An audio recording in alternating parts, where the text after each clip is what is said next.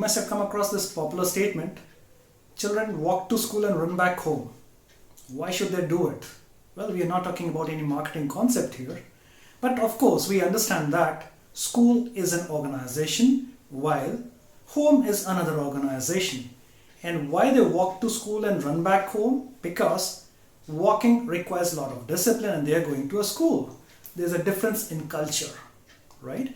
So we understand that in school you've got a lot of discipline, it has got a lot of regulations around, and there is a system. There's a lot of hierarchy that can be seen. But when I come back home, I find that I have a lot of freedom around, people love me a lot, and I can do anything I want to. But of course, I do make sure that I'm not hurting others. So there is a big difference between the culture of home and a culture of, say, a school. So how do I understand culture? So for understanding organizational culture, we usually talk about few things. There are few statements that you would have come across. Well, I didn't stay over in that organization because the culture was not good. Oh, everything was fine, but it seems that this person is not culturally fit. So there are a number of statements that you come across which talk about culture, right? So how do I understand culture? So usually when you go to an organization or you visit their websites, what you find is there is some kind of vision statement around, there are some cultural activities being seen, how the company is enjoying it. And if you look at the website, the way it is designed, it's very different. So you actually try to understand an organization from some kind of pictures, some kind of symbols, some kind of stories you come across.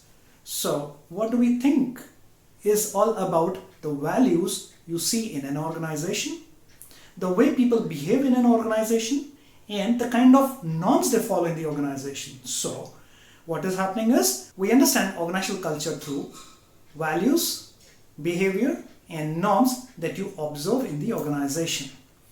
And yes, that is a differentiating factor. No two organizations are the same, right?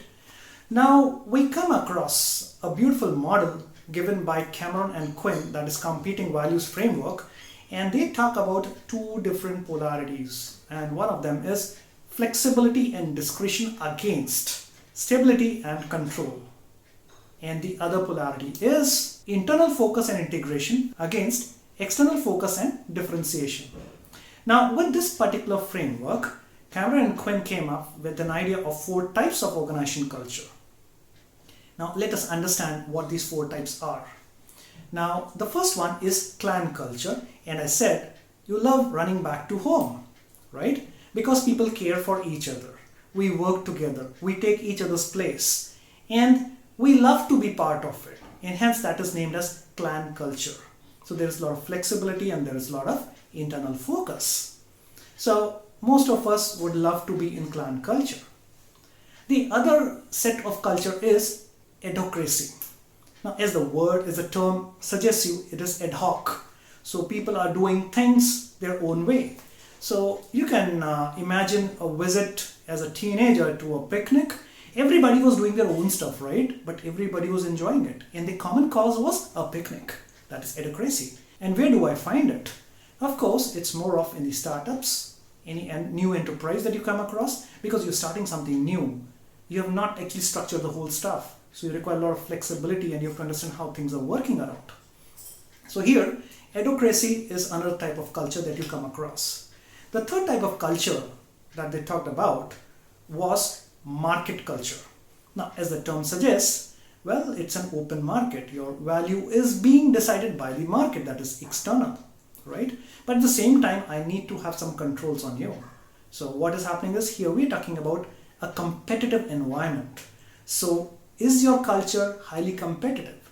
So there is a metaphor for it. Let's say, for example, a roller coaster.